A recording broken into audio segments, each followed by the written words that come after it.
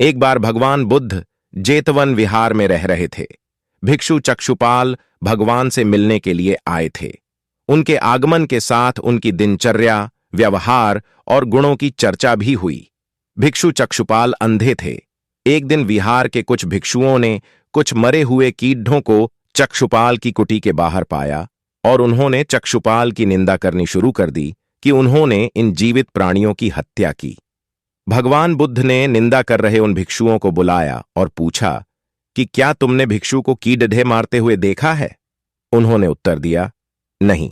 इस पर भगवान बुद्ध ने उन साधकों से कहा कि जैसे तुमने उन्हें कीड़ों को मारते हुए नहीं देखा, वैसे ही चक्षुपाल ने भी उन्हें मरते हुए नहीं देखा और उन्होंने कीड़ों को जानबूझकर नहीं मारा है, इसलिए उनकी भर्त्सना करना उचित नहीं है।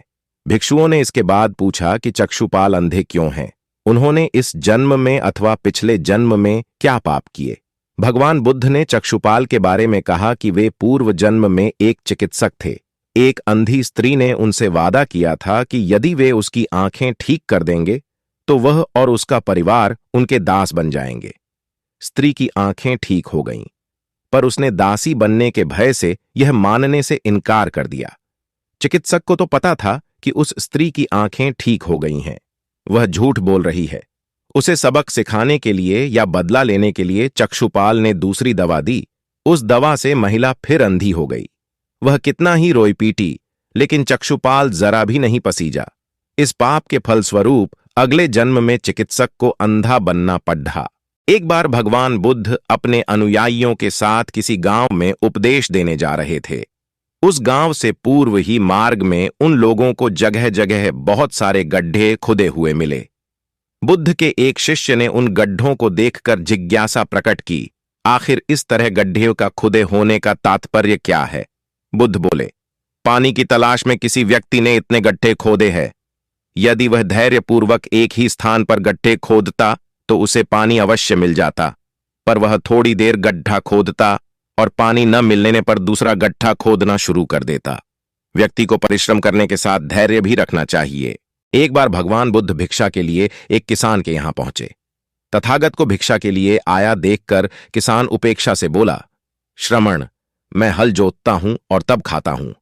तुम्हें भी हल जोतना और बीज बोना चाहिए और तब खाना खाना चाहिए। बुद्ध ने कहा, महाराज, मैं भी खेती ही करता हूं। इस पर किसान को जिज्ञासा हुई और वह बोला, मैं न तो तुम्हारे पास हल देखता हूं, न बैल और ना ही खेती का स्थल। तब आप कैसे कहते हैं कि आप भी खेती ही करते हो? आप कृपया अपनी खेती के संबंध में समझाइए। बुद्ध ने कहा, महाराज, मेरे पास श्रद्धा का बीज, तपस्या रूपी वर्षा और प्रजा रूपी जोत और हल है।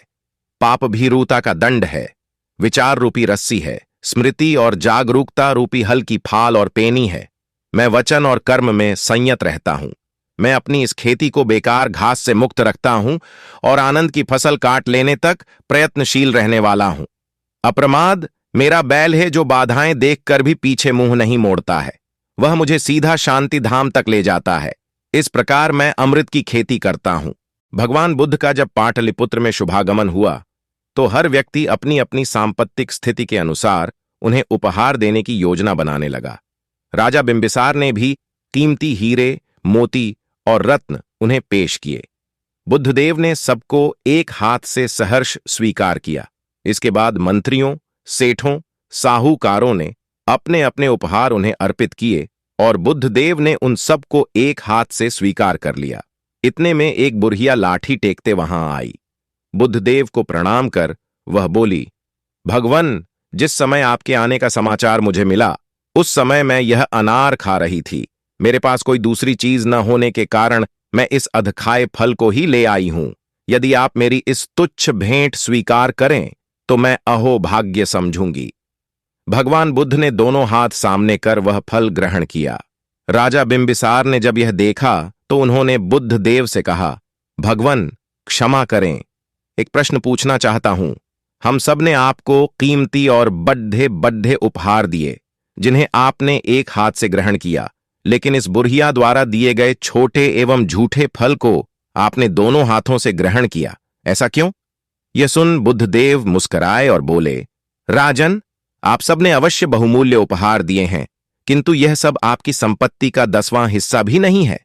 आपने यह दान दीनों और गरीबों की भलाई के लिए नहीं किया है, इसलिए आपका यह दान सात्विक दान की श्रेणी में नहीं आ सकता।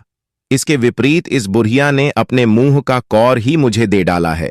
भले ही यह बुढ़िया निर्धन है, लेकिन इसे संपत्ति की कोई लालसा नहीं है।